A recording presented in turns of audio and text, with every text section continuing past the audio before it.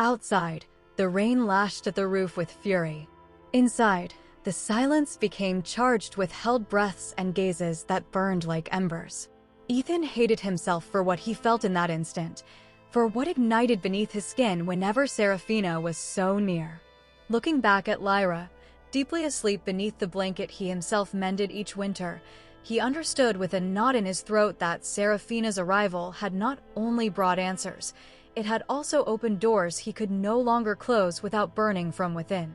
When he rose to extinguish the kerosene lamp, Seraphina whispered his name, savoring it on her tongue. Then he knew, beyond doubt, that his world, small, simple, and secure, had died the same night that woman knocked on his door.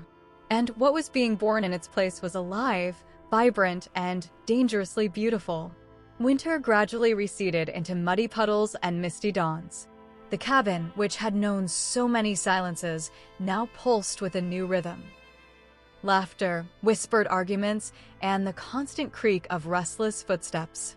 Ethan worked harder than ever, reinforcing the roof, expanding the pantry, repairing the old generator that always failed on the worst nights. Seraphina helped him without a word, watching him closely, learning every tool, every trick for taming wood and metal. But beneath this routine, a tension simmered that even the spring sun couldn't melt. Each time Ethan awoke, he would find Seraphina sitting beside him, awake, watching him sleep as if studying his dreams. Sometimes, as he washed his face in the well, he would feel her presence behind him, almost brushing him, her breath slow and measured like a patient predator. Lyra seemed oblivious to it all. She played among the willows, wove flower crowns for both of them, and filled the cabin with strange drawings, circles intertwined with figures Ethan couldn't tell if they were planets or sacred symbols. When he asked, the child would laugh and change the subject, as if she couldn't or wouldn't explain herself in human words. One night, as the mist condensed over the damp earth, Seraphina approached the door with an alert stance. Ethan, sharpening the blade of an old hunting knife, tensed as he saw her straighten like a hawk. Lyra slept beside the stove, wrapped in a blanket she had embroidered herself. "Seraphina, don't go out," she commanded, and her eyes flashed with an inner brilliance Ethan had seen only once before, the night he found Lyra. A low, barely perceptible hum began to fill the cabin. A tremor ran through the floor, dislodging dust motes from the oldest corners. Ethan stood up, clutching his knife, feeling the blade ridiculously small against the threat he sensed. Seraphina turned her head, her hair briefly floating as if underwater. "Seraphina, they came for her. For me. For all we are." Before Ethan could question, a dull thud shook the back wall. Wood splintering, dust falling from the ceiling. The tremor became a roar. Seraphina cast an ardent gaze at him, charged with a fierce promise. "Seraphina, protect us. Don't leave me alone again." She lunged towards the door, throwing it wide open, like an animal breaking free from its cage. The night fog swallowed her figure, illuminated by bursts of energy that looked like living lightning. Ethan felt a fear so profound it anchored itself in his bones, but his feet moved by instinct. He ran to Lyra, scooped her up without hesitation, and sought refuge behind the heavy oak table. Seraphina's cries mingled with an impossible language. Through the swirling mist, figures moved, shadowy forms armed with lances that crackled with a blue, venomous energy. Each blow struck by Seraphina was an explosion of light and scorched flesh. Each alien cry made him tremble within. Suddenly, one of them, more agile than the others, clambered through the broken window, landing directly behind Ethan. Lyra woke, screaming his name, trembling in his arms. He raised the knife, striking without thought, feeling the resistance of bone. The invader writhed, let out a piercing shriek that burst his eardrums, and fell at his feet, smoking, leaving behind a metallic stench. Time lost all form. Screams, lightning, blows against the wood, the creak of collapsing hinges. Ethan felt warm blood trickle through his fingers, alien and his own at once. Above all, he heard Lyra's agitated breathing hidden against his neck, and he knew he would not release that small body even if the world crumbled around him. When the door finally burst open, it wasn't an enemy who crossed the threshold, but Serafina, drenched in sweat, a deep wound in her left shoulder. Behind her, only silence remained, smoke, and bodies fallen like broken dolls beneath the moonlight. Serafina knelt before him, took his face in trembling hands, and kissed his forehead with an almost animal fervor. "Serafina," voice hoarse, strained, "they won't return tonight. Because now they know you are one of us too." Ethan, covered in blood and tremors, clutched Lyra tighter. As the darkness ceded to the distant song of crickets, he understood that the battle hadn't ended. It had only just begun. Dawn broke over a field of mist and damp ashes, painting the land in coppery hues that concealed the battle's scars. Ethan breathed deeply, feeling the ache in every bruised rib, every stiff muscle. Serafina knelt beside him, her hair matted to her forehead, the shoulder wound crudely bandaged with a piece of her own cloak.